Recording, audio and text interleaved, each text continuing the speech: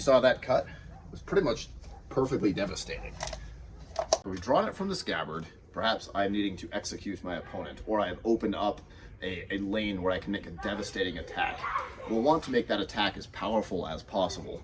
So something like this may not be something you'd want to pick up if you're an executioner, just because you're not going to get nearly as powerful a cut from this as you would with long swords, for instance. And you'll see there's some specialized executioner swords from around the same period that are totally different from a sword that you'd want to fight with.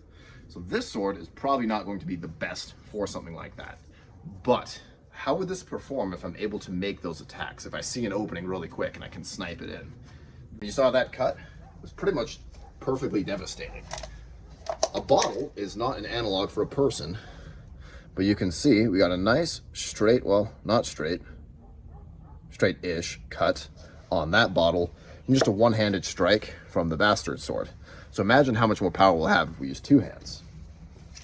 By making that exact same cut, perhaps I beat my opponent's sword away with a Krimpau. I've come back around and you can see, still pretty good at cutting. This sword will perform just fine, in my opinion. It's not going to be your absolute, I'm going to cheat everyone tournament cutting sword. But if you're looking for a backyard cutter, this sword is an incredible example.